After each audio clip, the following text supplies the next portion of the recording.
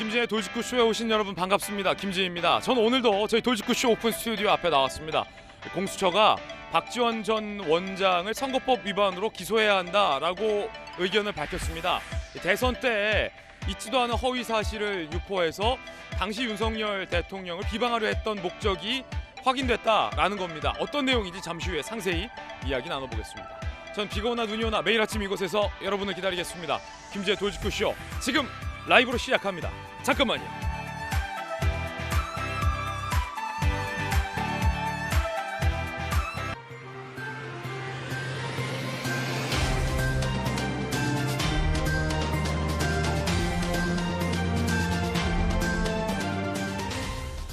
신문 읽어주는 남자입니다.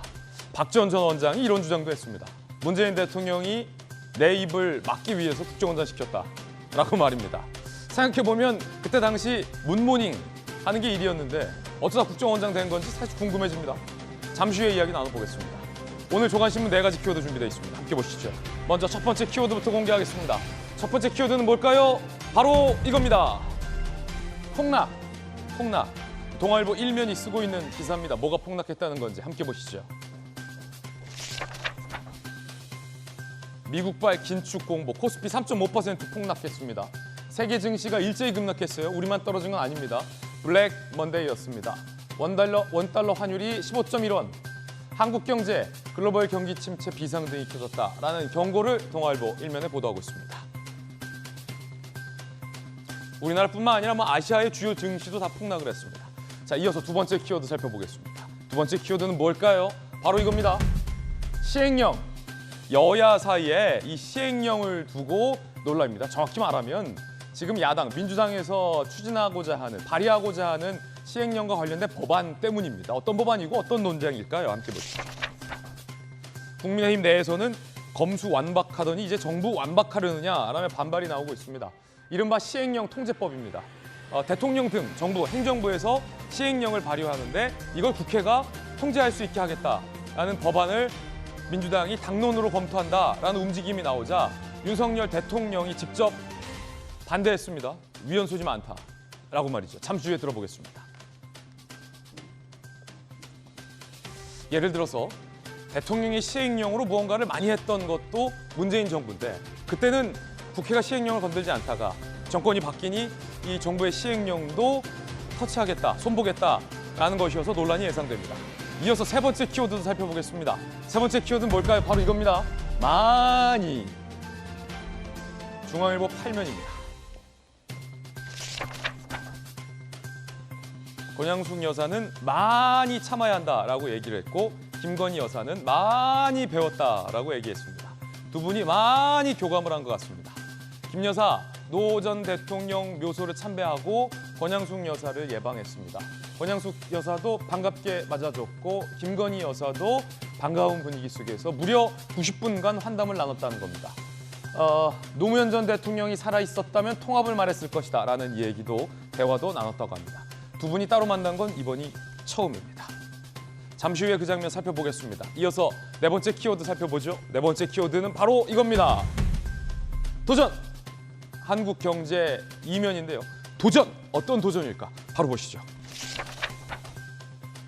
두 번째 도전을 앞둔 누리호. 지난번 발사 실패했는데 아쉽게 막판 변수는 비와 바람이다. 그런데 내일 원래 발사가 예정돼 있었는데 내일 강한 바람이 불 걸로 예정이 돼서 16일로 발사가 연기됐다는 뉴스 속보도 들어와 있습니다. 이번에는 성공하기를 기원해 보겠습니다. 이 대한민국이 우주 강국으로 발돋움할 수 있는 그 발판이 바로 이 누리호 발사 성공에 달렸습니다. 저는 이번에 성공하리라고 믿습니다. 지금까지 신문 읽어주는 남자였습니다.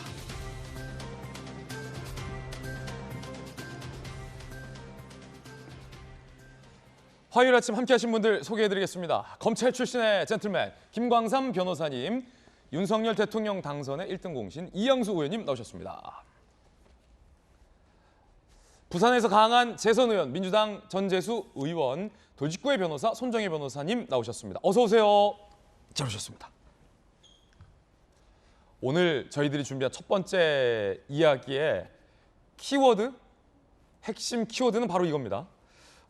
시행령 통제법, 소위 시행령 통제법이라는 걸 민주당이 발의하고자 하고 한 보도에 따르면 이걸 당론으로 채택하려 한다라는 건데 어째 모양이 검수완박대랑 국회 상황이 좀 비슷한 것 같습니다. 어떤 얘기일까요? 첫 번째 이야기 지금 시작하겠습니다.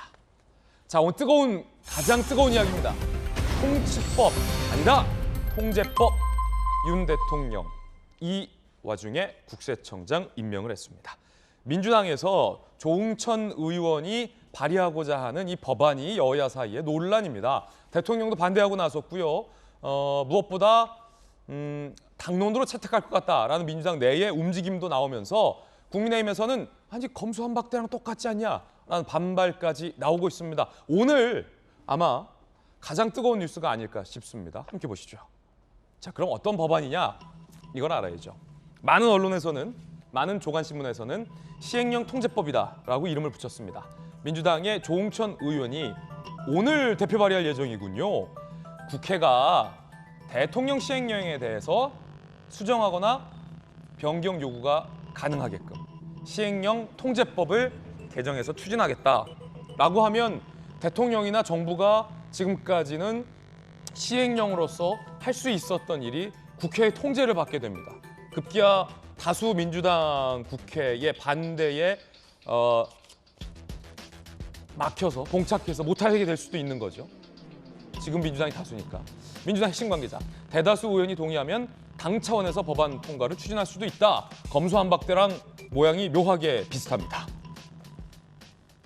아시다시피 시행령이라고 하는 것은 대통령령 내지는 정부 부처에서 할 수 있는 시행령입니다. 문재인 정부 때도 이 시행령으로 대통령 직속의 일자리 기구 등등 많은 것들을 해왔습니다. 정권이 바뀌니까 민주당에서 대통령령 시행령에도 제동을 걸겠다라는 의도로 풀이됩니다. 윤석열 대통령이 국회에 많은 논쟁이 있는 가운데 작심 발언했습니다. 들어보시죠.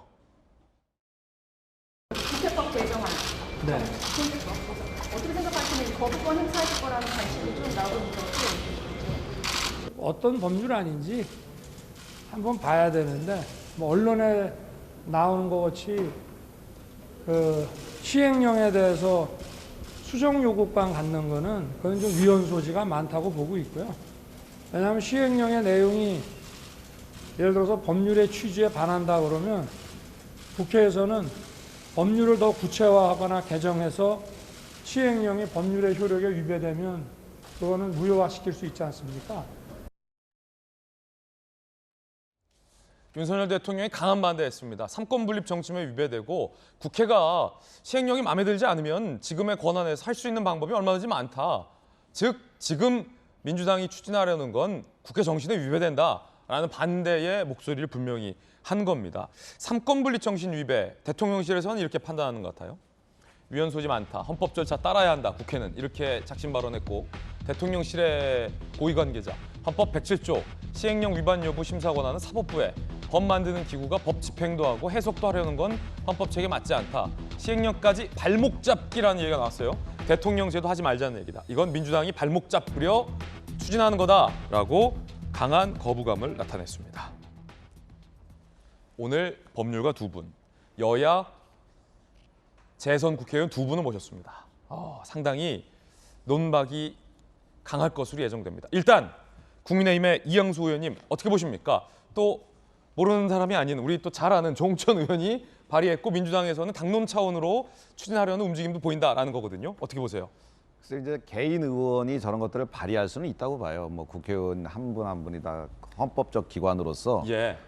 본인의 판단과 양심에 따라서 그렇게 할 수는 있다고 보는데 저게 저는 당론으로 채택되는 것은 불가능하다 이렇게 생각하고 있습니다. 왜냐하면 저희 당에서도 과거에 이제 이런 논의들이 야당할 때 나온 적이 있었거든요. 네. 하지만 이것은 헌법에 위배되기 때문에 헌법에 위배되는 것을 당론으로 채택해서 추진할 수는 없다. 야당 입장에서는 네. 이거 하고 싶은 거예요. 대통령 시행령을 좀 이제 무효화시킬 수 있는 걸? 그 이제 우리나라가 삼권 분립이 돼 있지만 대통령 중심제다 보니까 대통령한테 권력이 많이 있다 보니까 예. 국회에서 그 대통령 권력을 굉장히 제한하려고 노력을 많이 했죠. 그런데 민주주의라고 하는 것은 사실 지금 민주당 하는 거 보면은 민주주의의 원칙 중에 다수결의 원칙만 있는 것 같아요. 머리 숫자만 많으면 뭐든 할 수 있다고 생각하는 것 같은데 사실은 사람에 의한 통치가 아니고 법에 의한 통치, 예. 법치라든지 그다음에 삼권 분립이라든지 이런 요소들이 다 골고루 있어야지만 민주주의가 제대로 가동을 하거든요. 그래서 힘으로 머리 숫자로 그냥 밀어붙이려는 정치는 하지 말아야 되는데 지금 이제 시행령에 대해서 헌법을 넘어서서 지금 해보겠다 하는 것은 사실은 아이디어 차원에서 뭐 논의되고 개인 의견을 낼 수는 있지만 당론은 어렵다고 좀 보는 거고요. 그리고 아까 그 대통령께서 한 워딩은 예. 저건 법률가로서 아주 딱 그 맞는 누가 이제 검토해드렸는지 안 해드렸는지 모르겠지만 뭐 법률가시니까 평소에 그 뭐 알고 계신 지식이 계시겠죠. 그런데 저것이 딱 맞는 말씀입니다. 사실은 국회에서는 입법권을 가지고 시행령이 잘못되었다 그러면은 입법을 구체화해서 법령에 그런 내용들을 넣어서 시행령을 제한할 수 있도록 되어 있거든요.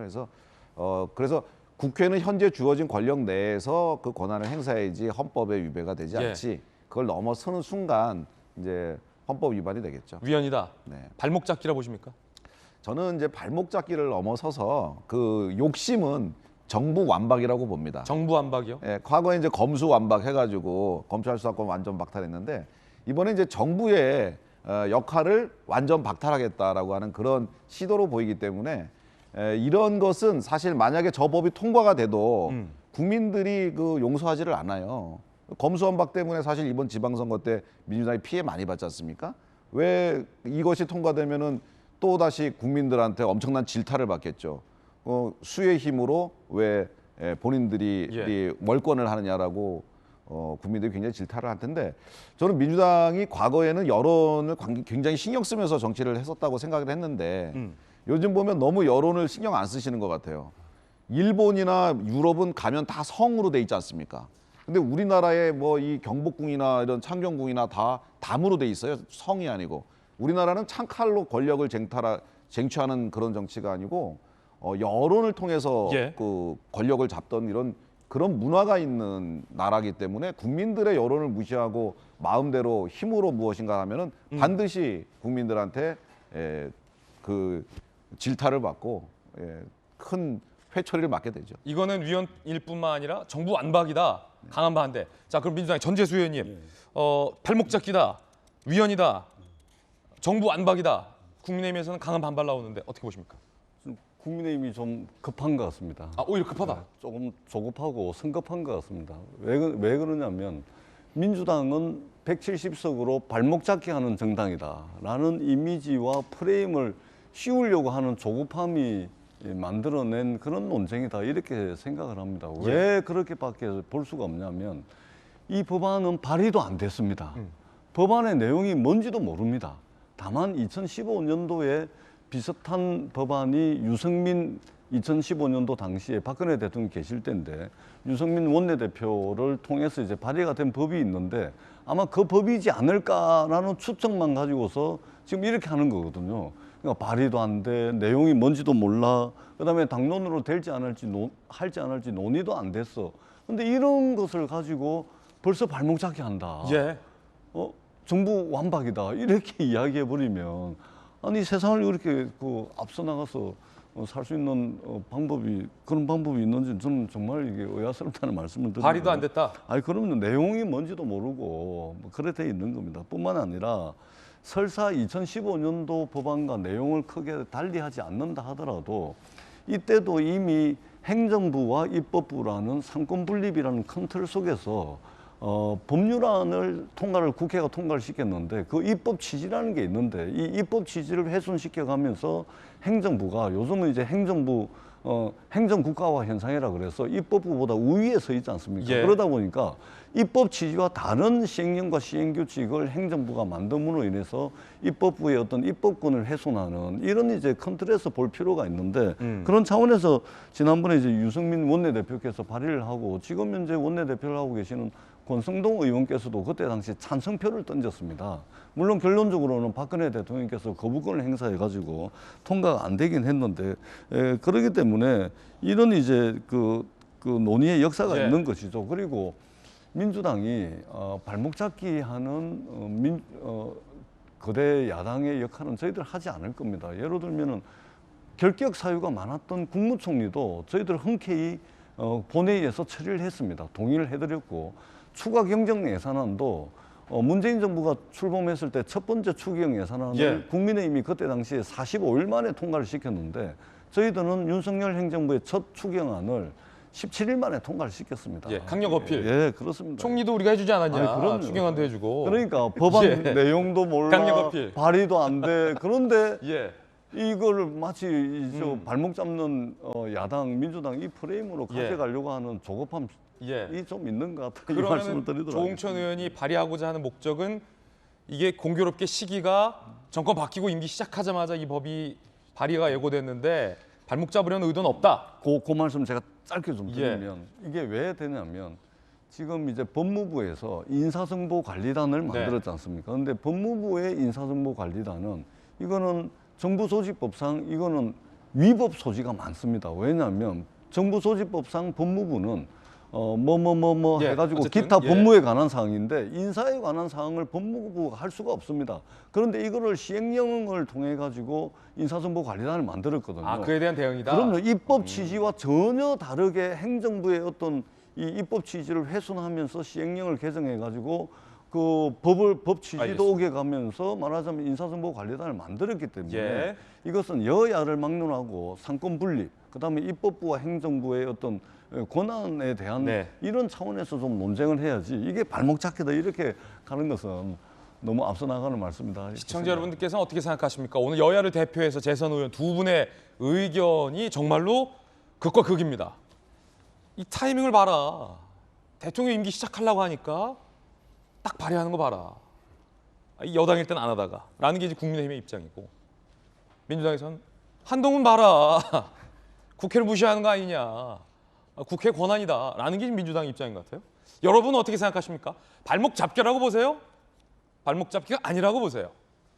대통령은 이에 대해서 한마디 더 했습니다. 들어보시죠.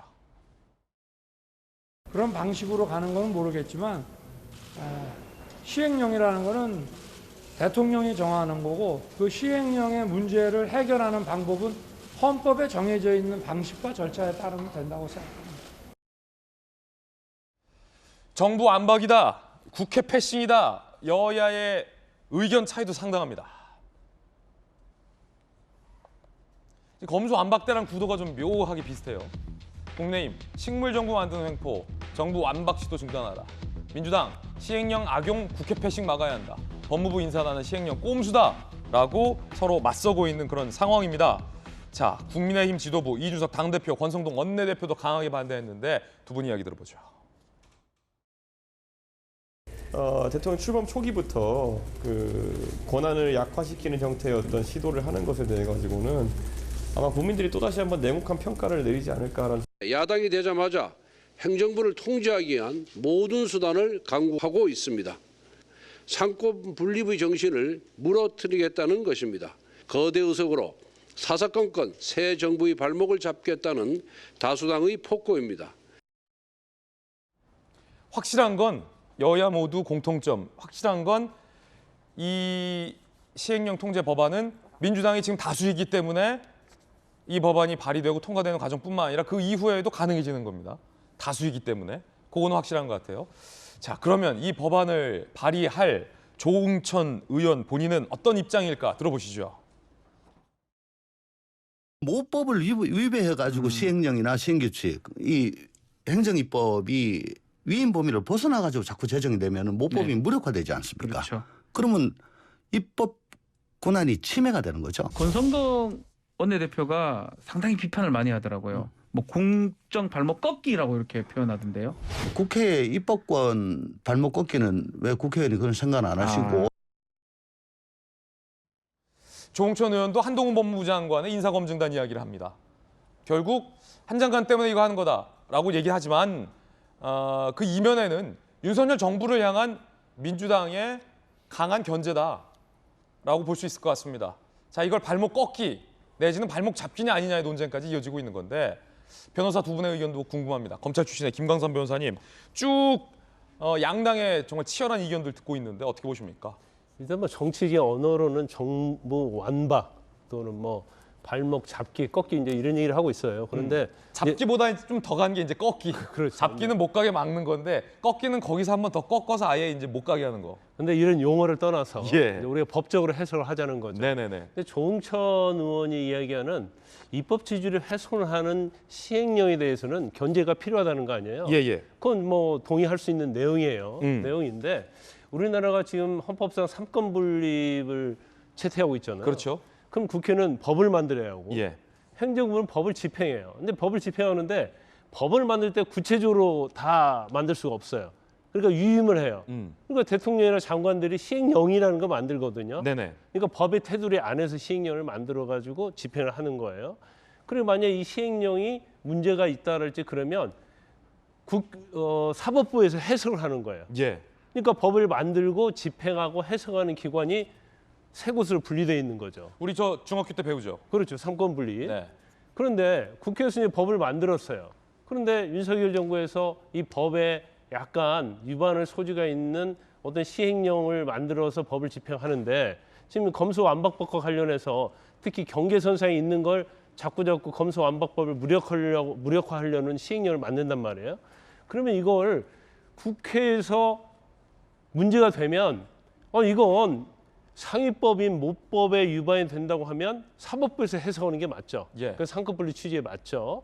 그리고 만에 하나 이게 그렇지 그 부분에 있어서 국회에서 통제를 하고 싶으면 상위법인 모법을 개정하면 되는 거예요. 국회에서 그냥 법을 개정하면 된다. 네. 시행령을 무력화하게. 그렇죠. 근데 결과적으로 이제 시행령이 잘못되어 있으면 사법부에서 해석하면 되고 국회에서 법을 바꾸면 되는데 국회에서 시행령까지 통제할 수 있는 권한을 갖는 것은 제가 볼 때는 국회 만능주의, 욕심이다. 법률 만능주의라고 볼 수가 있는 거죠. 그래서 아마 설사 법이 제정된다 하더라도 이런 경우를 대비해서 또 헌법이 규정하고 있는 것이 대통령의 법률안 거부권이거든요. 거부권 행사하면 그만이다. 결과적으로 뭐 통과시킨다 하더라도 윤석열 대통령이 아마 법률 거부권을 행사할 거예요. 예. 그렇지만 너무 지나칠 정도 어떤 법률 만능, 국회 만능 이런 것들은 우리가 좀 지양을 해야 한다고 봐요. 검수완박 때는 그래서 민주당이 윤석열 정부 취임 전에 서둘렀던 거잖아요. 윤석열 대통령이 취임해버리면 검수완박법 통과되더라도 대통령이 거부권 행사하면 되는데 거부권 행사 못하게. 어쨌든 이건 상권분리에 위배된다. 손정희 변호사님요. 이게 사실은 법대를 가시면은 행정입법에 대한 통제 방안을 기술하시오 이런 주관식 문제가 나오거든요. 예. 10년 전, 20년 전부터 행정입법을 어떻게 통제할지에 대한 법 제도화가 일부 되어 있고 새로운 대안으로 여러 가지 이제 방안들이 거론되고 있는데 그 중에 이제 대안 중에 하나가 국회 통제라는 게 있습니다. 지금은 사법 통제.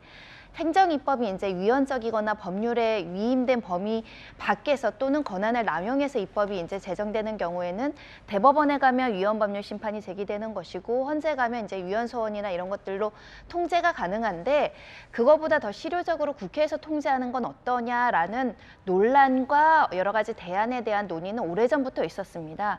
근데 그게 사실 실효적이지 않아서 입법이 안 됐던 것은 뭐냐면 일단 행정부 내에서 법률의 체계를 잘 아는 행정공무원들이 모법에 위반되는 행정입법을 잘 하지 않아왔기 때문에 내부 통제를 거친다는 거죠.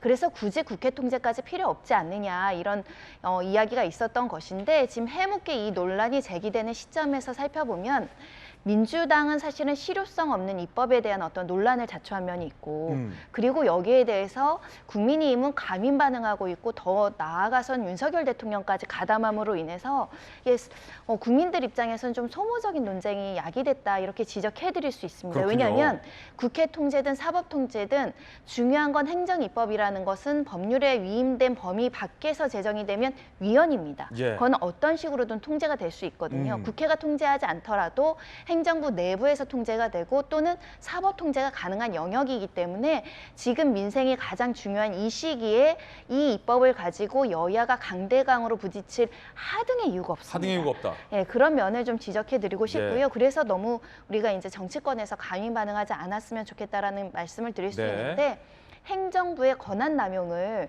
방지하겠다라는 민주당의 입법 취지입니다. 그러면 국민의힘에서는 우리 행정부가 국민의 눈치 잘 살피고 국회의 눈치 잘 살피고 권한이 있지만 권한을 잘 견제하고 통제하면서 하겠다라는 협치의 정신을 보여주면 이런 문제는 제기되지 않고요.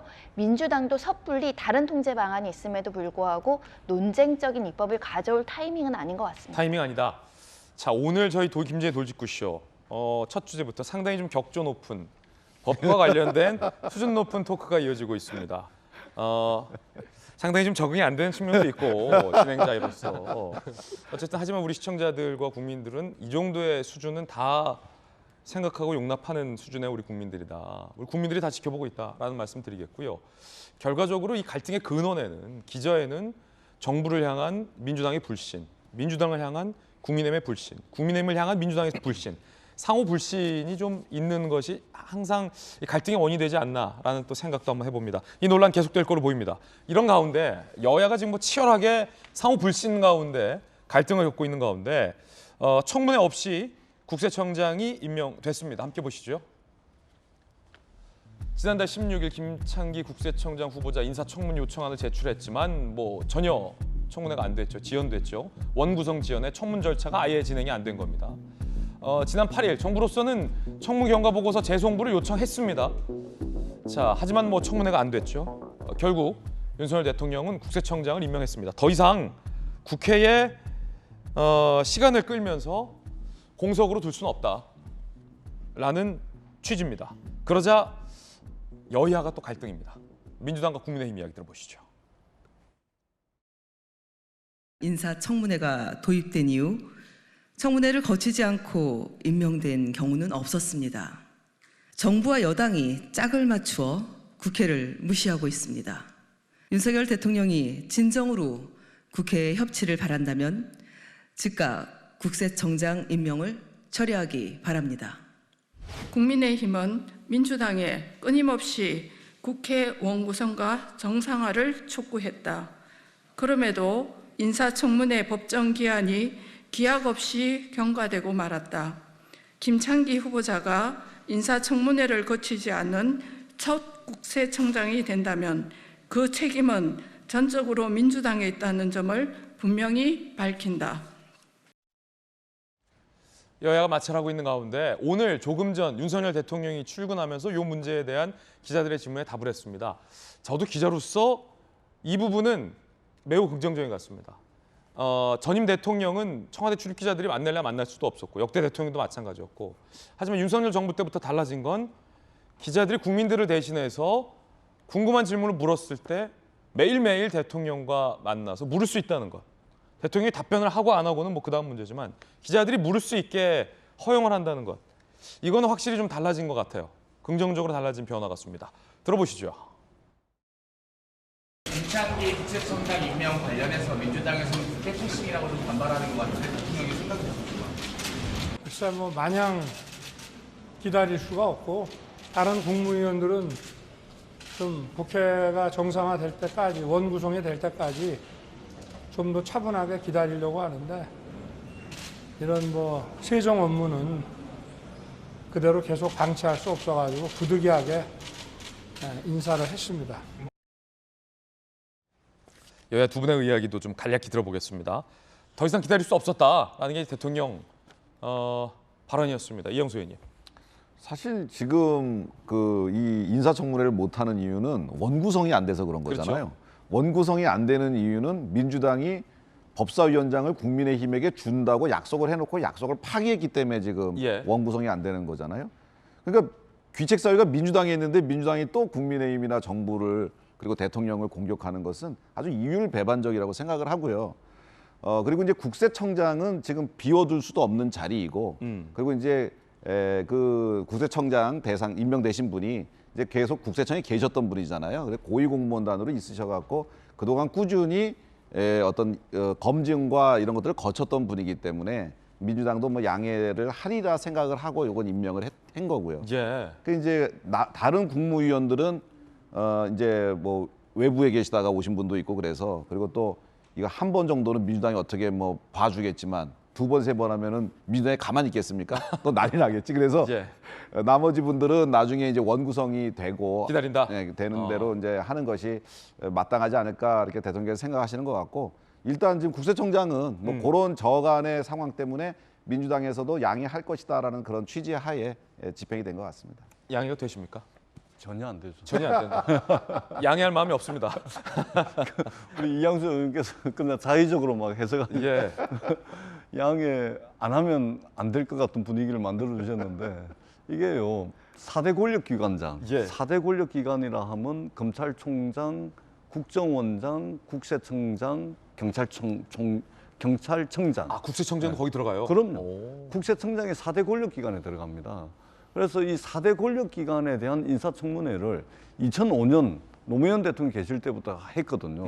이분들이 권력기관의 장이기 때문에 2005년부터 인사청문회가 됐는데 다른 부처의 장관은 인사청문회가 없거나 또는 인사청문회를 했음에도 불구하고 인사청문 경과보고서 채택 없이 임명을 할 수가 있습니다. 그런데 2005년 이후 지금까지 4대 권력기관장에 대해서 인사청문회 없이 임명한 유일한 사례입니다. 그렇기 때문에 굉장히 심각한 것이죠. 예. 그다음에 원구성이 안 돼서 못한다. 근데 지금 이제 21대 국회 후반기 원구성을 해야 되는데 먼저 국회의장단을 먼저 뽑아야 됩니다. 국회의장단만 뽑게 되면 국세청장 또는 교육부 장관, 보건복지부 장관 인사청문회를 할 수 있는 인사청문 특별위원회를 구성을 할 수가 있는 것이거든요. 그러니까 법사위 문제가 정말로 쟁점이라면 그건 일단 제껴두고 국회의장단만 먼저 하게 되면 인사청문회를 바로 할 수가 있습니다. 근데 이것조차 안 하는 것이죠. 그다음에 법사위원장도 국민의힘에 준다라고 합의문에 되어 있는데 그 법사위원장을 넘기는 조건이 뭐냐면 법사위원회가 사실은 다른 법률과의 뭐 충돌은 없는지 체계와 자구심사만 하게끔 되어 있는데 지금은 모든 상임위의 상황 역할을 하고 있기 때문에 예. 법사위가 체계와 자구심사만 하는 것으로 법사위 위상을 고치고 난 뒤에 국민의힘에 준다라고 했는데 지금 그 권한 이상의 상황 역할을 하는 법사위원장으로 국민의힘 가져가려고 하는 겁니다. 그러다 보니까 이게 합의가 안 되는 것이거든요. 그러니까 절차적으로 예. 의장단을 빨리 구성을 하면 한다면 인사청문회 다 할 수 있다. 이 말씀을 드리도록 하겠습니다. 예. 법사위원장 논란도 계속될 걸로 보입니다. 그런가 하면 김건희 여사가 봉하마을을 찾았습니다. 노무현 전 대통령의 묘역을 찾았고 권양숙 여사와 만났습니다. 그 장면 함께 보시죠. 김건희 여사의 영부인으로서의 공식 단독 행보로 볼 수 있고 사실은 뭐 대선 기간 중에도 계속 권양숙 여사를 예방하고 싶어했다라는 이야기는 취재 기자들 사이에서도 전해졌습니다. 김건희 여사가 봉화를 찾아서 노 전 대통령의 묘역을 참배하는 모습 보고 계십니다.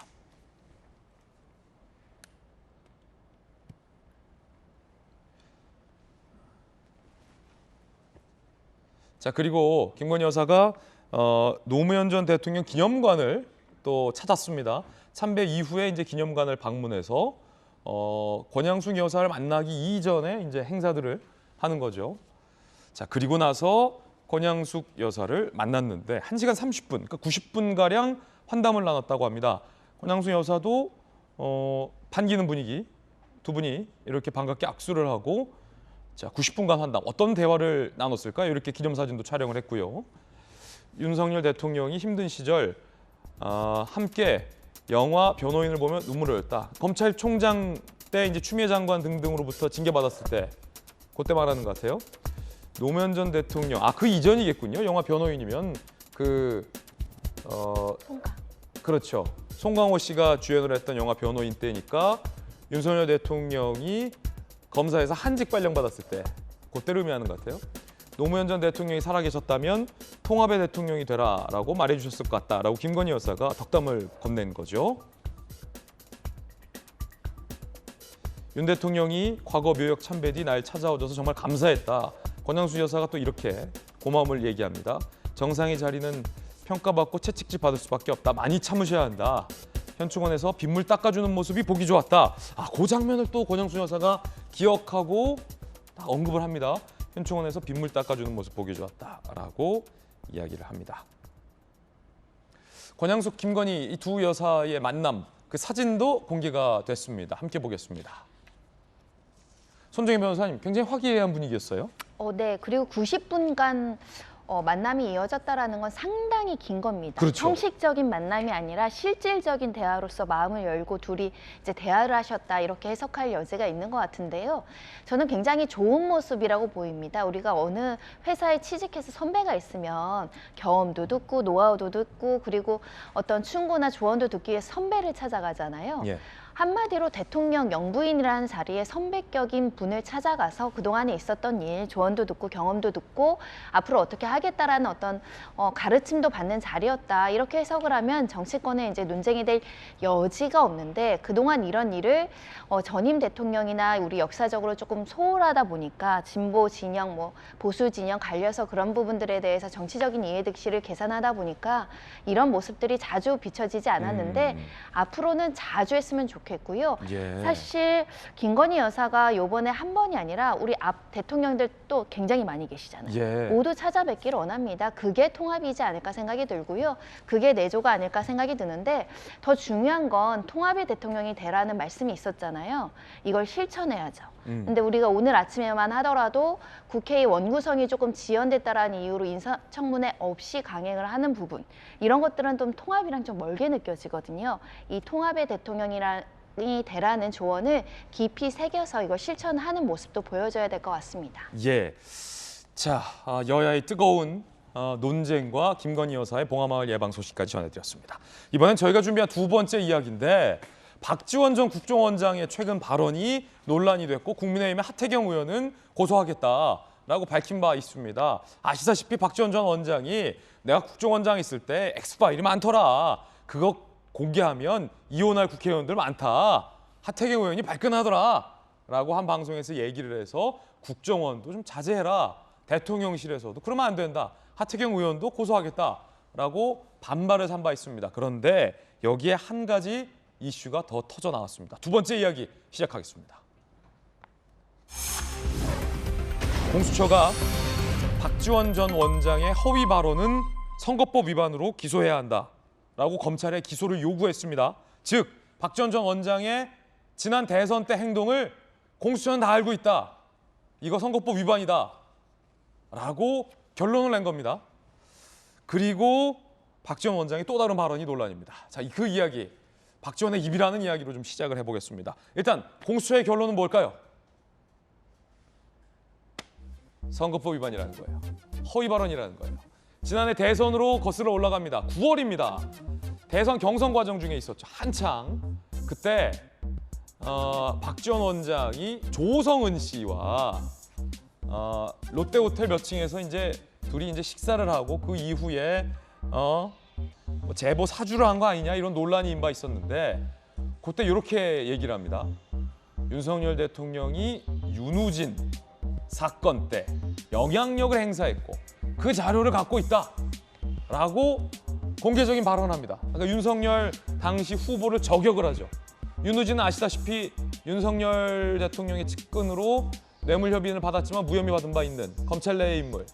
그때 그 무혐의 때 검사 내에서 윤석열 검찰총장이 마치 영향력을 행사하고 그 증거가 있다.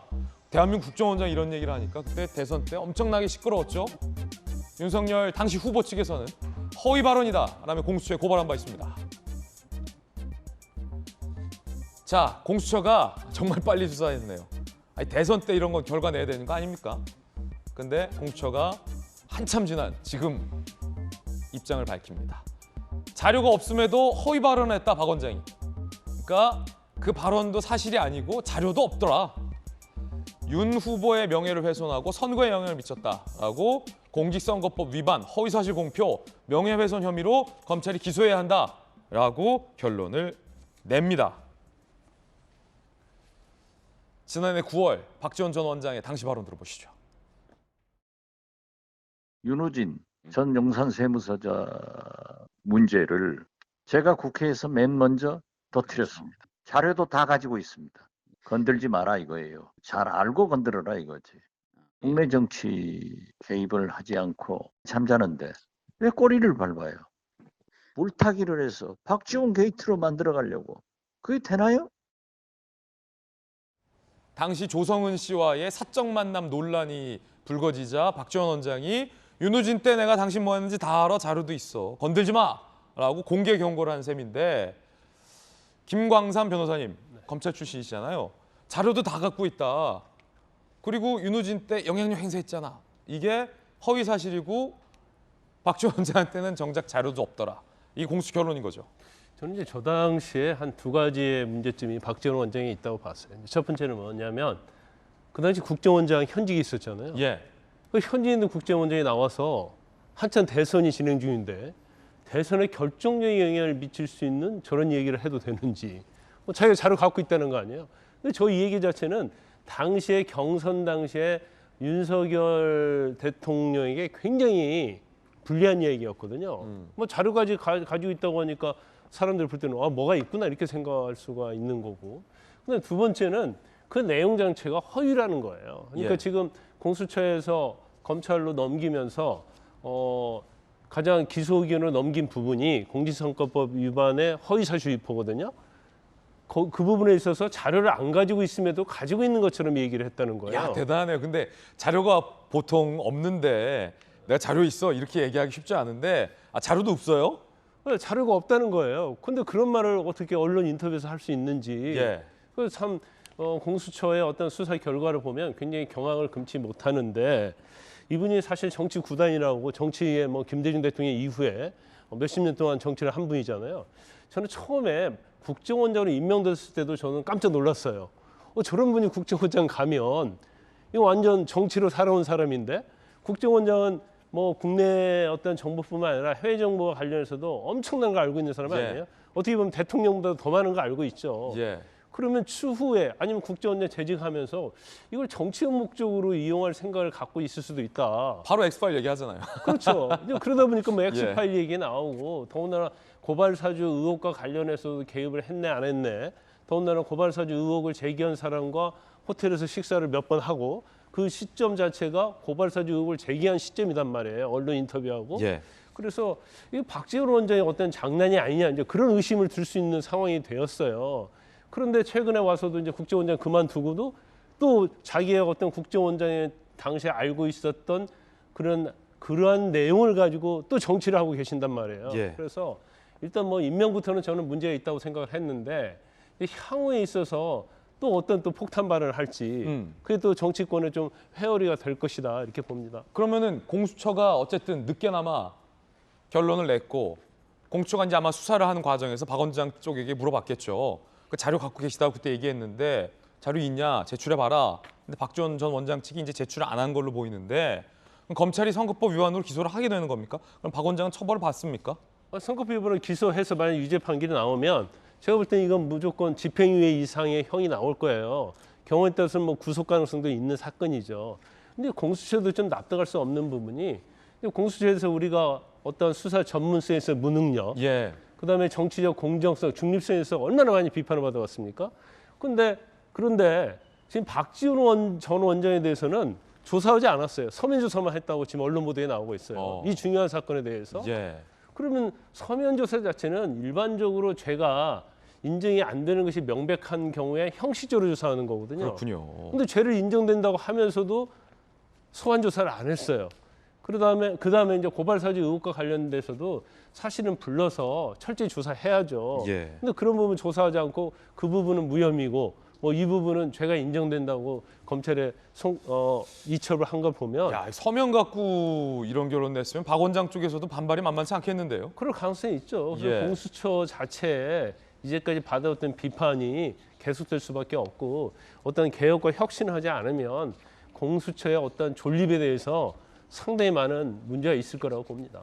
이번 수사 자체도 공수처가 부실하게 했다. 서면 조사만으로 이런 결론 내기는 좀 역부족이다라는 김광삼 변호사님의 비판의 말씀. 그런가 하면 이게 그때 당시 그 발언도 제보 사주한 거 아니냐. 조성은 씨와 롯데호텔을 만나서 이런 의혹에서부터 출발을 한 건데, 정작 그 사건에 대해서는 증거를 못 찾았다, 공수처가. 그래서 무혐의로 결론을 내서 이것도 논란입니다. 고발사주 의혹 보도 관련해서 박지원 전 원장이 제보자 조성은과 사전 모의했다는 배우설에 대해서 제보 사주다, 증거가 없다, 공수처에서 증거를 못 찾았죠. 손준성 검사 구속 2차례 시도 등 강도 높은 수사. 박지원 전 원장 단 한 차례 서면 조사만 했다. 그래서 약간 수사의 성의 논란도 일고 있습니다. 성의 논란. 수사처가 성의가 없다 뭐 이런 논란도 참 오랜만인 것 같은데 법조계, 공수처 수사 질질 끌다. 박 전 원장 퇴임 이후에야 처리. 눈치 보기 수사다. 법조계, 국정원장 지위 갖고 있었다는 점에서 더 엄격히 판단했어야 할 사안인데 고발 사주 수사와 비교했을 때 문제가 있다. 뭔 수사를 이렇게 하냐라는 논란의 발언들도 나오고 있습니다. 죄가 안 되는 사건에 대해서는 수사를 엄청 열심히 하고요. 네. 죄가 되는 사건에 대해서는 굉장히 설렁설렁하는 그런 느낌을 갖고 있어요. 그렇군요. 당시에 박지원, 조성은 이 두 분의 발언들도 많이 회자가 됩니다. 함께 보시죠. 조성은 뉴스버스가 처음 보도한 9월 2일은 우리 원장님이나 제가 원했거나 배려받아서 상의한 날짜가 아니다 라고 그때 인터뷰를 했어요. SBS에. 그래서 이 말로만 보면 박 원장하고 조성은 씨가 상의했다. 상의해서 터뜨렸다 라는 추측이 되는데 논란이 되자 얼떨결에 한 말이다 라고 해명을 한 바 있죠. 당시 조성은 씨 해명도 한번 들어보겠습니다. 사실 9월 2일이라는 날짜는 우리 원장님이나 제가 원하거나 배려받아서 상의했던 날짜가 아니다. 네. 그런 말씀을. 박 원장님이 뭐 9월 2일 날 막 지정을 해가지고 뭐 의도를 했다. 뭐 이런 식으로 처음에는 막 프레임을 잡았잖아요. 사실은 저쪽에서는 뭐 공작을 했다. 저도 모르는 미래 날짜를 갖다가 우리 박 원장이 어떤 수로 알 수 있으면 우리 박 원장님과 저의 관계를 자꾸 오해를 하시는데요. 제가 일단 누구 말을 잘 듣거나 상의를 하지 않는 성격입니다. 보도뿐만 아니라 내용 자체도 상의한 바가 없는데. 자, 이양수 의원님 어떻게 보세요? 선거 때, 대선 때 중책을 맡으셨잖아요. 그때 당시에 뭐 박지원 원장의 폭탄 발언이었고 경선 중에 상대 경선 후보에 뭐 공격을 하기도 했었는데 윤두진 사건에 영향력 행사했고 나 자료 다 있다 건들지 마라. 공수처가 이제 뒤늦게 결론을 내놓은 건데 영 부실해 보이기도 하고요. 어떻게 보세요? 저 윤우진 전 세무서장 관련한 발언을 박지원 원장이 한 이후에 제가 한 일주일 동안 정말 정신이 없었습니다. 그래요? 왜냐하면 자료가 있다는데 이것은 그러면 우리가 뭔가 책 잡힐 게 있는 게 아닌가 해가지고 이거 논평을 내야 되고 계속해서 그게 사실이다 그렇죠. 아니다 이 따져야 될 수석 대변인 입장에서는 이것이 우리 쪽에서 누군가 숨기는 거 아닌가 하는 그런 의심. 가능성도 있잖아요. 의심. 그래서 내부적으로 이것들을 막 굉장히 뒤지고 수사하고 조사하고 그랬었는데 그때 저는 확신을 얻었죠. 이것은 박 전 원장이 거짓말하고 있고 이것은 선거에 엄청난 영향을 끼치기 위해서 이건 국정원장이 선거에 개입한 거다 이런 판단을 하에 이제 고소 고발을 결정을 했고요. 그런데 이제 그때 우리가 이제 그 고소 고발을 한 거는 우리가 이런 자료가 없다는 것이 확실하고 사실이 아니라는 거를 그런 확신이 있었기 때문에 했기 때문에 선거 전에 그것을 클리어하게 해줘야 그렇죠. 사실은 우리 선거에 영향이 없는데 저 부담을 그냥 선거 끝까지 그대로 안고 갔습니다. 공수처의 늦장 수사와 게으른 수사와 무성의한 수사 때문에 그리고 무능력한 그 조직 그 문화 때문에 결국은 이제야 결국 저게 무혐의로 드러났는데 저건 정말 잘못됐다고 보고요. 그리고 국정원장이라고 하는 그 자리는 사실 그 입이 없어야 되는 자리라고 저는 생각합니다. 예. 국정원장이 자꾸 공개적으로 너무 나오면 안 되는데 국정원장 하실 때도 정치에 개입을 하셨는데 국정원장 끝나고 나서도 지금 계속 이야기를 하고 계신데 이거 정말 굉장히 국익을 위해서 안 좋은 일인 것 같아요. 그리고 국민이 굉장히 불안한 눈으로 지금 바라보고 있습니다. 예. 그리고 이제 국정원장에 대해서 그런 그 의견을 표출하면은 나 조남 파일 봤다, X 파일 봤다, 나 당신들 무슨 짓 하는지 다 아니까 나한테 말 조심해 이런 식으로 사실은 협박하는 거잖아요. 이혼할 사람 많다. 네, 그런 식으로 협박하는 거잖아요. 그 저는 국정원장이 지금 퇴임한 지 얼마 안 됐는데 적어도 한 3년 정도는 언론에 쓰시는 건 좀 자제해 주시는 게 좋지 않을까. 아무리 자기가 조심해도 또 이 기자분들이나 앵커분들은 아주 미묘하고 예민한 부분만 또 골라서 물으시기 때문에 본인이 그 국정원장으로서 국정원 전직 직원들로서 그 지켜야 될 의무를 못 지키는 경우가 많습니다. 전 자제하시고 한 3년 정도는 언론 노출을 피하시는 게 어떠실까 권유드립니다. 박지원 전 원장에 대해서 좀 강력하게 비판해 주셨는데 혹시 박지원 전 원장이 이양수 엑스파일의 민감한 정보를 알 수 있지도 않겠습니까? 두렵진 않으십니까? 이혼할 수도 있다는데요. 뭐 제 것까지 무슨 뭐 하지는 않았겠지만 박 원장님 뭐 제 것까지 근데 들춰못 줬겠어요. 예. 괜찮다는 거죠? 네, 괜찮습니다. 예. 당당하다는 거죠. 떳떳하다는 거죠. 계속 보시는 거예요? 예. 예. 그런가 하면 또 이런 얘기를 해서 지금 논란입니다. 박지원 전 원장이 문재인 전 대통령이 내 입을 막기 위해서 날 국정원장 임명한 거다. 그럼 임명한 사람이 뭐가 됩니까? 들어보시죠. 문모는 얼마나 세게 했어요. 저는 협력할 것은 협력하고 비판할 것은 비판했어요. 이걸 수용해서 문재인 대통령이 저를 국정원장으로 임명을 하더라고요. 언론에서는 신의 한 수라고 했잖아. 지금 생각해 보면요. 문재인 대통령이 제 입을 봉해버리려고 2년간 국정원장에 보냈지 않는가 이렇게 생각돼요. 앞서 김광삼 변호사님이 왜 박지원 전 원장, 정치 구단을 국정원장에 임명했을까에 대해서 강한 회의감이 든다라고 얘기해 주셨는데 그때 당시에 많은 언론들은 신의 한 수라고 하지 않았고 제 기억에는 의문의 한 수다라고 보도했었던 것도 많았던 것 같은데 전재수 의원님, 문재인 전 대통령이 정말로 중요한 국정원장을 문재인 대통령 비판하는 거 입막으라고 저렇게 임명한 거 사실입니까? 그럴 리가 있겠습니까? 박정원 전 원장은 그렇게 말씀하시는데. 조금 전에 저 KBS 최경영의 최강 시사 모르겠어요. 그 프로그램인데 그 내용을 보시면은 이제 우스갯소리로 농담 비슷하게 웃으면서 편안하게 이야기하는 거 아닙니까? 그럴 리가 있겠습니까?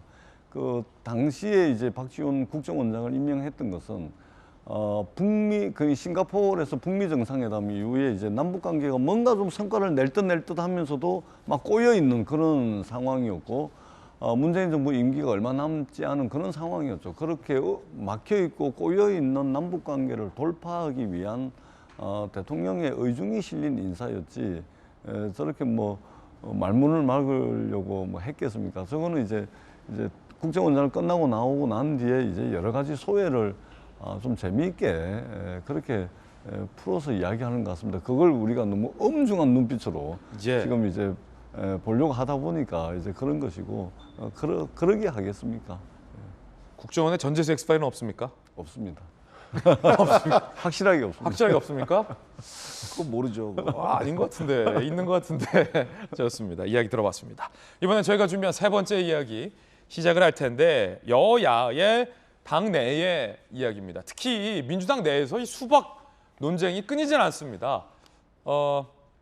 비대위원장이 나서서 수박 쓰지 마, 가만 안 둬 했는데 뭐 신경 안 씁니다. 계속 수박 논쟁을 벌이고 있습니다. 비대위원장이 영이 서지 않는다. 이런 지적도 나옵니다. 세 번째 이야기 시작하겠습니다. 양강 양박 세대 교체 깊어지는 명예 고심이라는 뭐 제목도 좀 달아봤는데 일단은 민주당 내에서 친명계 일부에서도 아주 일부에서 친이재명계 아주 일부에서도 이재명 의원을 포함해서 친문 친이는 당대표 나오면 안 된다라는 공감대가 민주당 내에서 조금씩 형성이 되고 있는 것 같습니다. 그에 대한 대안론으로 70년대생이 당대표에 나와야 된다. 그러니까 이재명 의원은 당대표 나오지 말라 이 얘기입니다. 이원욱 의원 수박 논쟁의 한 축이죠. 70년대생이 당대표를 해야 된다. 친 이재명계 의원 그러자 뭐 반대합니다. 이재명 의원이 당대표해야 된다. 공천 염두한 밥그릇 싸움에 세대교체라는 명분을 악용한다.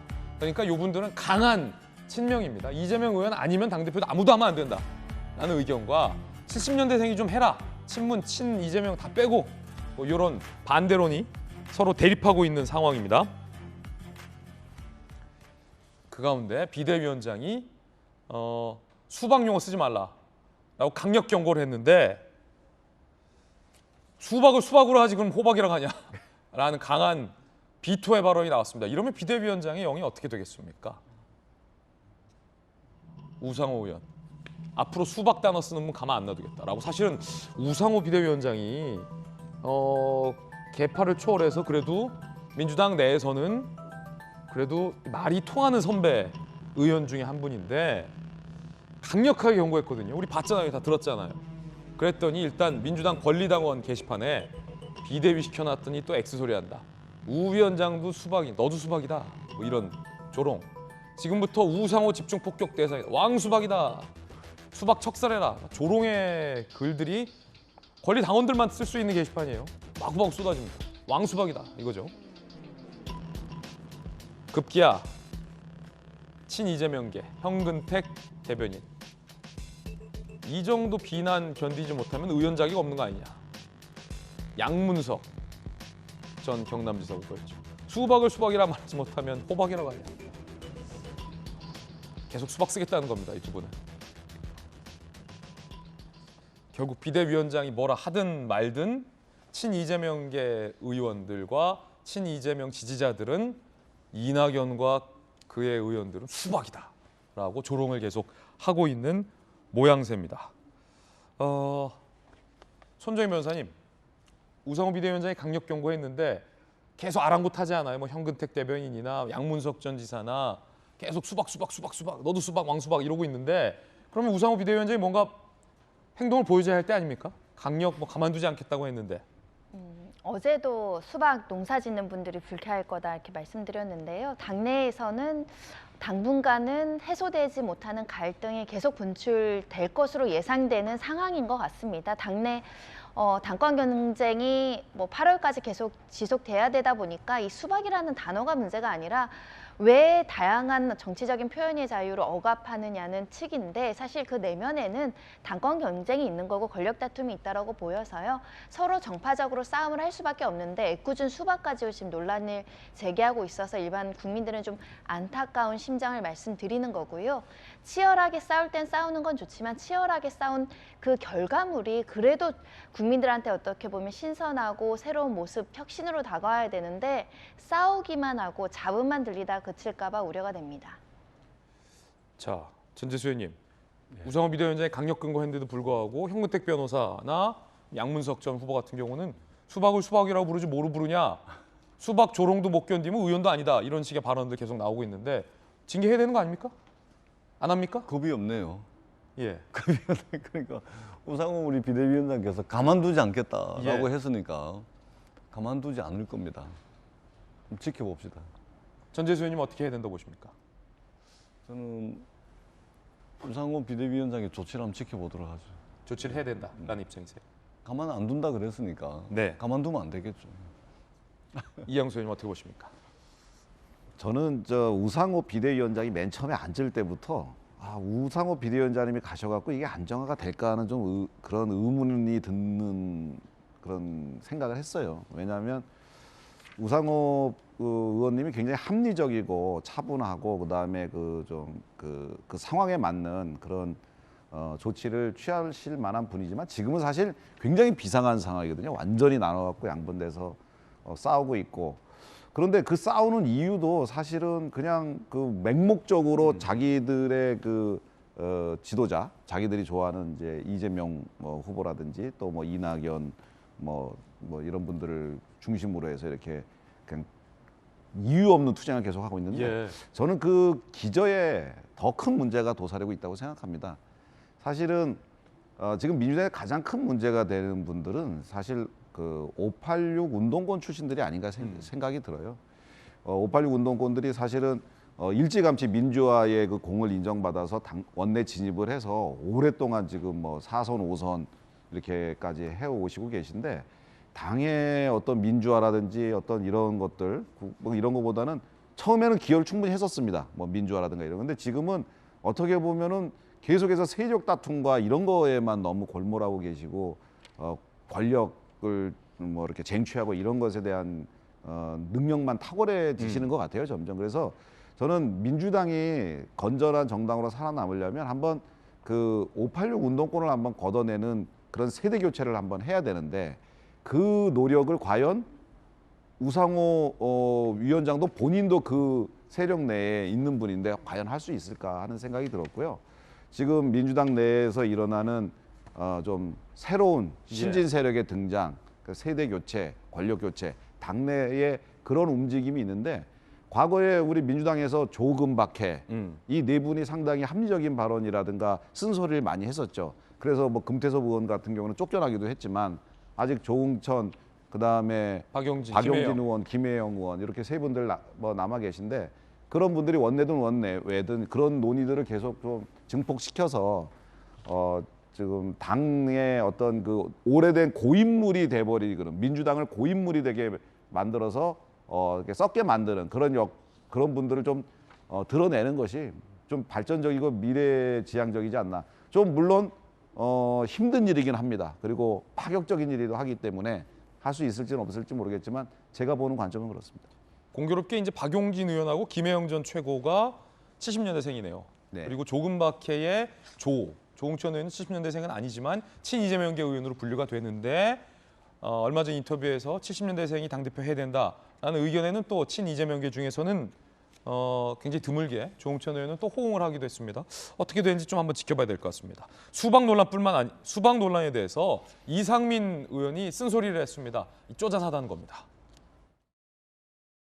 대화 내용이 좀 쪼잔해 보이잖아요. 국회의원들의 대화치고는 좀 찌질해 보이고 해거리 정치의식, 문화, 행태 또는 맹종 또는 뭐 성역화시켜서 거기에는 맹종하는 행태들. 그런데 지금 뭐 수박 뭐 얼굴 보여주고 저게 뭐 도둑이 시민에게 뭐 도둑이 하는 것 같다고 하는 것이 좀 제가 듣기에는 좀 그렇습니다. 좀 찌질하고 좀 두 사람 좀 뭐라고 좀 해야 되겠어요, 제가. 이원호, 김남국 의원 두 명에 대한 비판에 발언했습니다. 그러고 보니 김남국 의원은 이 철험의 해산을 두고 이원호 의원에게 도둑이다라고 저격을 한 바 있습니다. 철험의 해산 논란도 당내에서 이어지고 있습니다. 개파 정치로 천수 늘었던 분들이 개파 해체를 선언하는 거 생뚱맞다. 영구처럼 개파 없다 하면 사라지냐. 도둑이 선량한 시민에게 도둑 잡아라 소리치는 꼴이다. 이상민 의원은 이거 찌질하다. 이렇게 조금 전 얘기했고요. 철험회를 해산해야 되냐 말아야 하냐. 정청래 의원이 보탰습니다. 이 논란에. 철험회 해체를 반대한다. 건전한 정파 모임이다. 라고 철험회를 강력 두둔을 했습니다. 논란은 뭐 계속될 걸로 보여요. 그런가 하면 이재명 의원의 전 비서 백모 씨가 이 개파 논쟁의 한 가운데에 논란이 됐습니다. 어떤 이야기들을 했길래 논란이 됐을까요? 자, 이재명 전 비서의 거친 댓글. 일단 이원욱 의원에게 이원욱 의원이 그때 이재명 의원에게 쓴소리했죠. 이재명 친구, 당신은 당선은 상처뿐인 영광이다라고 하자 백모 씨가 안 되겠다. 곧 한 대 맞자. 조심 다녀. 이렇게 하고 막말이죠. 윤영찬 의원이 거짓으로 쌓아올린 성은 자신을 향해 무너진다라고 또 쓴소리를 하자 고개 빳빳이 드는 정치 말라. 나중에 뭐 된다라고 또 백모 씨가 막말을 합니다. 이 백모 씨는 아시다시피 이재명 의원의 전 비서고 대장동 의혹 때도 한번 백모 씨가 이름이 언급된 적이 있습니다. 수사와 관련해서. 막말 논란이 일자 사과를 했습니다. 짧은 이재명 의원님과의 인연을 앞세워 제 감정을 다스리지 못했다. 고언이랍시고 드린 댓글에 마음 상하셨다면 사과. 앞으로 죽은 듯 살아가겠다. 기본적으로 좀 말이 거칩니다. 고언이랍시고 드린 댓글인데 한 대 맞자. 뭐 된다. 이게 뭐 고언은 될 수 없는데 마음 상하셨다면 사과드리겠다라고 하는데 김관삼 변호사님, 백모 씨가 이재명 의원의 비서였습니까? 네, 한 3년 이상 수행 비서를 했다고 그래요. 수행 비서요? 예. 수행 비서는 그 당시 아마 시장 시절에 뭐 활동하면 항상 붙어 다니는 게 수행 비서죠. 근데 어떻게 저런 사람들이 또 수행 비서를 할 수 있을까 하는 생각이 들어요. 한 대 맞자. 아니 뭐 그 말도 굉장히 거칠고 지금 사과도 그렇잖아요. 고언인데 그 욕설이 고언은 아니잖아요. 고언이라는 것은 쓴소리인데 거기에 대해서 어떤 원리 원칙에 위반되는 그런 부분에서 이렇게 해주면 좋겠다랄지 그런 얘기가 고언이죠. 거기에 뭐 욕설 형태의 어떤 하는 것 자체는 고언이 아니고 그건 모욕을 주자고 하는 것이라고 볼 수밖에 없고 또 마음이 상하셨다면 마음 당연히 상하죠. 근데 전제 조건도 알잖아요. 안 상했으면 뭐 별거 없고 상했다면 사과를 드린다. 근데 이분이 그 언론에 보도된 걸 보니까 굉장히 약간 다혈질이랄지 좀 성격적으로 그런 거치는 측면이 있는 것 같아요. 그러니까 그 전에도 시의원들이 성남시에 때 이재명 그 당시 시장에게 거치는 언사를 했다고 그래서 거기에도 협박 욕설해가지고 100만 원 또 처벌받은 사례가 있고요. 또 마을버스와 관련된 뭐 그런 부분에 또 인허가와 관련해서 또 뇌물을 받아서 또 구속된 사례도 있어요. 그런데 아마 본인이 그 당시 수행비서하고 이제 이러한 어떤 구설수 또는 법적인 문제 때문에 어쩔 수 없이 이재명 의원을 좀 떠날 수밖에 없는 상황이었던 것 같습니다. 그런데 이러한 충성 자체가 사실은 이게 과도하고 도를 넘는 거기 때문에 본인은 뭐 이재명 의원을 위해서 한다는 그러한 명분이 있을지 모르겠지만 오히려 저게 이재명 의원에게는 대권을 가는 데 있어서 또 국민의 지지를 받는 데 있어서 오히려 아주 큰 악영향을 미치는 거죠. 그리고 우리가 이제 팬덤과 강경파들에 대해서 얘기를 많이 하고 있는데 저는 과도한 어떤 팬덤 또는 강경한 지지 이게 도를 넘는 경우에는 이재명 의원이 오히려 대권 가는 데 있어서 저는 장애가 된다고 보거든요. 그런데 그것이 우상호 비대위원장이 수박이라는 이야기를 하지 마라 했는데도 불구하고 더 수박 얘기가 많이 나오는 것은 이제는 이제 컨트롤할 수 있는 그러한 범위를 좀 지나지 않았는가 싶습니다. 그래서 민주당이 앞으로 이러한 문제를 어떻게 해결해야 할지 예. 그 결과에 따라서 다음 총선에 있어서 엄청난 영향을 미칠 것이다 이렇게 봅니다. 예. 자, 그런가 하면 국민의힘도 이 당 대표와 친윤계 의원들 사이에 갈등이 계속되고 있습니다. 어제 이준석 대표의 면전에서 배현진 의원이 직격탄을 날렸습니다. 이준석 대표 지시로 만들어지고 있는 혁신위에 대해서 혁신위가 자잘한 사조직이란 오해받을 수 있다. 어느 의원이 참여하겠다고 나서겠냐. 굉장히 좀 이준석 대표 입장에서는 기분 나쁠 소리일 수 있죠. 자잘한 사조직으로 오해받는데 이거 누가 하냐. 이준석의 공천개혁 의제를 추가 지적하기도 했습니다. 그리고 정희용 의원도 혁신위의 제안을 거부한 바 있습니다. 자, 이거 갈등 상황 계속되고 있는데 배현진 의원이 면전에서 이영수 의원님, 네. 그거 자잘한 사조직 누가 하냐 어떻게 보십니까? 실은 이제 이준석 대표가 예전에 이제 그 배현진 최고위원이 참여하려고 하는 민들레 모임에 대해서 공개적으로 자잘한 사조직이라는 표현을 쓰셨거든요. 예. 이제 그 배현진 최고위원은 나름대로 뭐 생각을 가지고 그 모임을 이제 추진을 했었는데 그렇게 이야기하니까 거기에 대한 화난 부분도 좀 있고 그리고 이제 정희용 의원한테 혁신위원회에 참여해주겠냐고 이제 배현진 의원이 청을 넣었습니다. 왜냐하면 지금 혁신위원회를 이준석 대표가 구성하는데 각 최고위원들이 한 분씩 추천해서 이제 구성하기 위해서 배현진 최고가 우리 이제 정의용 의원한테 이제 청을 넣었는데 정의용 의원께서 그 청을 좀 완곡하게 거절을 하셨대요. 혁신이 안 들어간다? 네, 혁신위가 지금 상황에서 글쎄 왜 그랬는지는 구체적으로 밝히진 않았습니다만 거절을 했습니다. 그래서 아마도 배현진 최고 입장에서는 지금 혁신위가 당의 어떤 혁신이나 이런 것들을 담보해낼 수 있는 그런 그릇이 지금 되기보다는 어떻게 보면은 좀 과도기적인 상황에서 좀 이른 거 아니냐 이런 판단이었는데 이제 좀 그 민들레 모임에 대해서 자잘한 사조직이라 얘기한 것과 감정이 좀 다 섞여가지고 자칫 잘못하면 이준석 대표의 자잘한 사조직이 되는 거 아니냐라는 비판을 좀 하신 것 같아요. 혁신이 출범할 수 있겠습니까? 정의용 의원도 불참하고 배현진 의원은 누가 참여하겠냐라고 했는데 혁신이 출범되는 겁니까?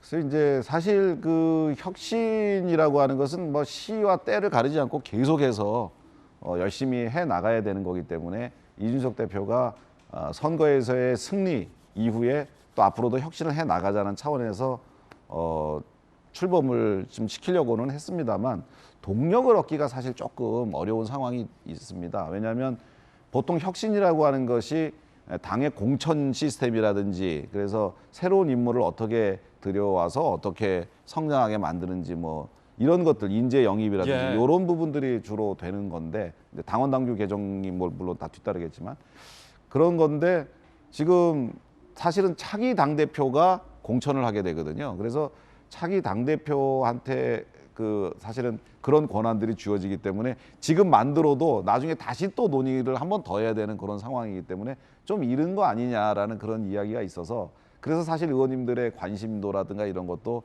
조금 이르지 않냐, 좀 관심도 좀 낮고 좀 이르지 않냐는 판단이 있는 것 같아요. 뭐 하지만 당대표가 또 나름 의지를 가지고 추진한다면 당대표의 권력이 워낙에 막강하기 때문에 추진은 될 수 있을 거라고 봅니다. 지금 이준석 대표 입장에서는 뭐 콕 집어 특정 세력 언급하지 않았지만 구체적으로 친윤계가 당대표가 혁신하라는 걸 다 회방 놓고 있다.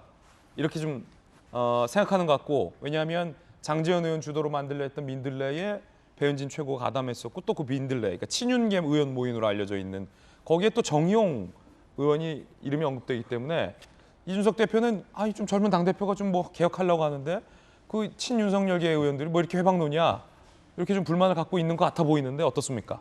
민들레 모임의 친윤계의 뭐 핵심이라고 할 수 있는 권성동 의원도 참여하지 않았고요. 그리고 저도 참여하지 않았고요. 저는 뭐 미관 말직이긴 하지만 참여하지 않았고, 그리고 또 친윤계 모임이 친윤계라고 분류되지 않는 의원님들도 거기에 많이 참석하신다고 그랬어요. 그래서 그것을 꼭 그렇게 볼 것은 아니고 이제 개인별로 서로 의견이 다른 것들에 대한 의견 충돌이라고 이렇게 보시면 좋을 것 같습니다. 국민의힘의 차기 당대표 누가 적합하냐라는 여론조사도 실시가 됐다고 합니다. 과연 결과는 어떨까요? 현 지도부가 30.1, 대통령과 가까운 중진들 22.8, 안철수 의원 등 신세력 31.2, 모름 무응답이 15.9%가 나왔다고 합니다. SBS 여론조사 결과고요. 해석은 여러분들께 맡기겠습니다. 이번엔 저희가 준비한 다음 순서.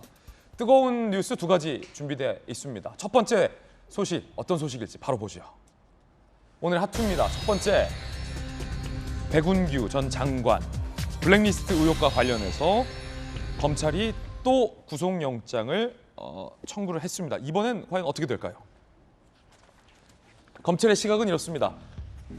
문재인 정부 때 백운규 전 산업부 장관이 산업부 블랙리스트 의혹과 관련해서 직권을 남용했다라는 게 이제 검찰의 의심입니다. 구속영장을 청구했습니다. 지난번도 구속영장 한번 청구됐었죠. 후임 기관장 채용에도 개입했다. 13개 산하기관장 사표 강요 혐의 외에도 산하기관 후임 기관장 임명을 위해서 부당 지원을 했고 인사 취소를 하는 등의 개입을 했다라는 혐의를 검찰은 추가를 했습니다. 자, 이에 대한 검찰의 구속영장 두 번째인데, 손정희 변호사님, 백운규 전 장관의 블랙리스트 의혹, 사실 문재인 정부에서 환경부 장관의 블랙리스트 의혹은 대법원에서도 유죄로 나왔고 산업부의 블랙리스트 의혹도 좀 유사하다라는 이 언론의 평이 많습니다. 어떻게 보십니까? 구속영장 청구가 한 차례 기각된 바가 있었는데 정확하게는 블랙리스트가 이제 직권남용 혐의, 그러니까 산하기관장의 한 13개 정도 산하기관장에게 사표를 강요했다, 이런 혐의를 받고 있다라는 것인데요. 일단은 뭐 산하기관의 후임을 이제 임명하기 위해서 지원을 한다거나 또는 이미 있는 기관장들에게 이제 사표를 종용했다, 이런 의혹을 받고 있는데, 구속영장이 발부될 정도로 사안의 중대성이나 범죄 혐의가 소명이 됐느냐, 이게 관건이 되겠죠. 지금 1차례 기각됐다라는 것은 구속 사유가 불충분하다라고 이제 이미 한번 판단이 나왔는데, 그 사이에 새로운 증거가 있다고 한다거나 또는 명확한 어떤 명백한 부인하기 어려운 증거가 있음에도 불구하고 부인하거나 이런 새로운 사정이 발견이 돼야 구속영장이 발부될 가능성이 있어 보여서 현재로서는 기각될 가능성 배제하기 어렵다, 이런 말씀 드릴 수 있고요. 그러니까 지금도 사실은 우리가 대통령의 인사권에 대해서 여러 번 이제 토론을 했는데, 새로운 대통령이 새로운 산하기관장에 본인의 인사권을 가지고 임명을 하는 것이, 국정 철학을 같이 공유하는 사람을 임명하는 것이 타당한 거 아니냐, 이런 논란도 있는 반면에 임기가 정해진 사람들에 대해서 이렇게 압박을 해서 사퇴를 강요하는 것은 직권남용 위법한 행위다, 이게 충돌하고 있거든요. 근데 법률적으로는 정리가 됐죠. 임기가 정해진 산하기관장들에게 여러 가지 이유로 사퇴를 압박하거나 강요하는 것은 직권남용에 해당할 수 있다라는 점을 지금 새롭게 출범된 정부에서도 이제 기억을 해야 될 것 같고요. 이 지금 백운규 전 산업부 장관 이미 이제 기소돼서 월상 1호기 관련해서 재판을 받고 있는 상황입니다. 그래서 이번에 구속영장이 발부될지 지켜봐야 될 것 같습니다. 방금 말씀하신 월성 1호기 조기 폐쇄 의혹도 수사와 재판이 이어지고 있습니다. 백운규 전 산업부 장관은 대통령의 말 한마디 때문에 멀쩡한 원전을 멈춰 세웠다라는 의혹, 월성 원전 의혹과 관련해서도 재판을 받고 있는데, 이 재판에서 드러난 검찰의 공소장에도 블랙리스트 정황이 나온다는 게 오늘 동아일보 분석입니다. 당시 검찰 공소장을 보면 신정부 국정 철학과 함께할 수 없는 인물 등에 해당하는지 분류하고 산업부 직원들에게 백 장관이 퇴출 방안을 검토하라. 예를 딱 찍었습니다. 한나라당 출신, 탈원전 반대 인사는 빨리 교체해야 한다라는 걸 지시했다. 사실 이게 블랙리스트거든요. 재판을 받고 있는데 당시 검찰 공소장에 이런 게 나왔습니다. 자, 그럼 이번에 검찰이 다시 구속영장을 청구하는 데 있어서 수사와 관련돼서 새로운 사안이 나왔냐라는 의문이 듭니다. 많은 보도에 따르면 검찰 수사로 윗선이 좀 규명됐다 이런 얘기도 나옵니다. 함께 보시죠. 윗선이 특정됐다라는 표현이 정확하겠군요. 한 공공기관장으로부터 사퇴 종용 과정에서 대통령 인사수석 비서관실이 언급됐다라는 진술을 검찰이 확보했다는 겁니다. 검찰 관계자는 당시 문정부의 윗선 관련 증거가 나왔다. 대통령 인사수석 비서관실이다. 새 국면 열릴 수도 있다는 얘기를 하는 사람도 있고, 검찰 관계자 백운규 신병 확보 시도는 혐의 입증이 자신 있다 판단. 영장 발부되면 수사 속도 빨라질 것이다 라는 얘기도 나오고 있습니다. 김관선 변호사님 어떻게 보십니까?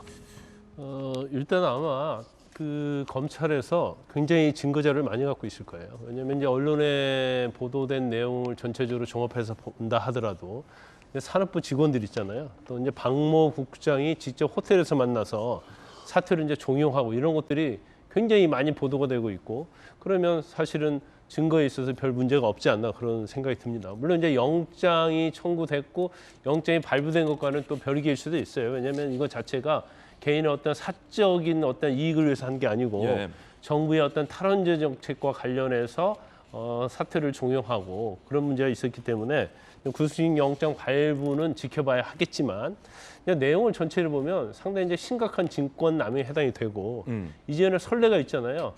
환경부 장관이었던 김은경 전 장관이 저것보다도 훨씬 경미한 블랙리스트 사퇴 종용과 관련해서 재판을 받다가 법정 구속이 됐고 실형을 선고받았거든요. 그런 이제 대법원에서 확정됐잖아요.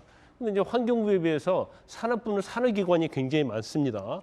특히 탈원전과 관련된 발전사들, 회사들과 관련된 그런 내용들이기 때문에 아마 기소가 되고 만약 유죄 판결을 받으면 역시 백운규 전 장관도 구속될 가능성이 굉장히 높다 이렇게 볼 수밖에 없어요. 그렇군요. 고민정 의원이 이 백운규 전 장관 관련된 수사를 한동훈 장관에게 비판하면서 질문한 적이 있습니다. 이미 죽은 권력인데 뭐 이렇게 수사하냐라는 항의성입니다. 들어보시죠. 오늘 뉴스를 보니까 백운규 전 장관의 한양대 사무실, 또 산업부 산하기관 6곳 압수수색 이 기사가 떴던데 알고는 계시죠?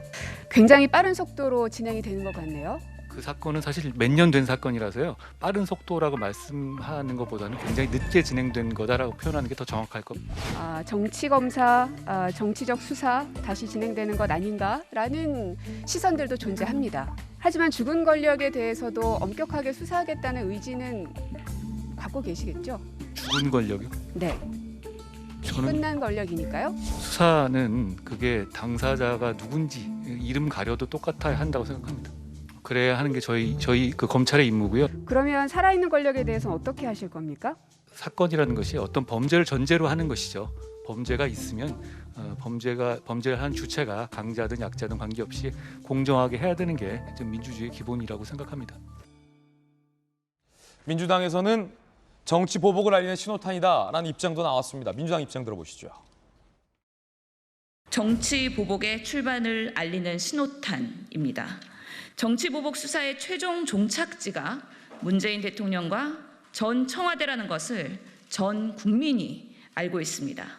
더불어민주당은 온몸을 던져서라도 막을 것입니다.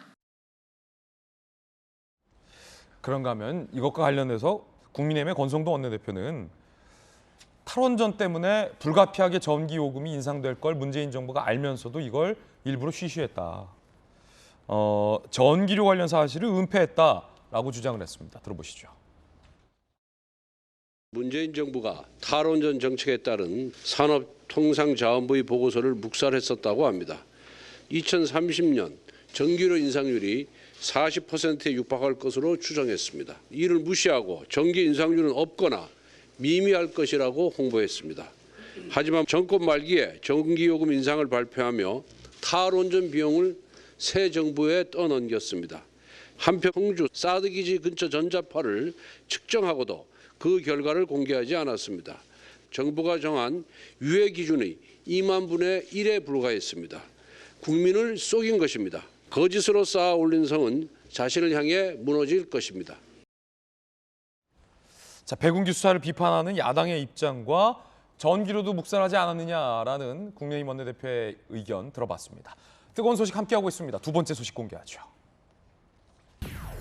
북한의 핵실험이 임박한 가운데 정부와 미국이 작게에도 북한의 핵실험 내용을 업데이트하겠다라고 나섰습니다. 박진 외교부 장관 이야기 들어보시죠. It will only strengthen our deterrence and also international sanctions. And it will only isolate North Korea from the international community. Our goal, simply put, is a peaceful and stable region and world. Until the regime in Pyongyang changes course, we will continue to keep the pressure on. 군에는 작전 계획이 있습니다. 특히 작게라고 줄여서 부르는 이 군사 용어는 미군과 우리 군이 함께 유사시에 북한을 향해서 주요 시설을 타격하는 등의 1급 비밀 정보가 담겨 있는 작계가 있습니다. 근데 이 작계를 업데이트한다는 겁니다. 함께 보시죠. 오늘 동아일보에 가장 잘 취재가 돼 있는데 작계를 미국과 우리 정부가 수정한다. 최신화 예상 내용은 북한 전역 핵 시설 리스트를 업데이트해서 집중 감시 태세 유지한다. 지금 북한의 핵실험이 임박했다라는 분위기. 유사시 킬체인으로 억지 격퇴 보장을 한다라는 내용도 업데이트가 될 것으로 예상이 되고 있습니다. 전재수 의원님 해병대 나오셨잖아요. 예. 이 작게 여러 가지 시리즈가 있는데 그 중에서도 이제 1급 비밀에 해당하는 내용에서 상당히 10년 정도 됐기 때문에 업데이트가 좀 필요하다라는 얘기도 있는데 북한이 곧 핵실험할 것 같다라는 얘기도 나와요. 그러니까 뭐 10년 정도 요즘은 뭐 하루 자고 일어나면 세상이 변하는 거 아니겠습니까? 그러니까요. 예, 뭐 군사 뭐 안보 환경도 당연히 변하는 것이고 필요하다면 뭐 고칠 필요가 있다고 생각을 합니다.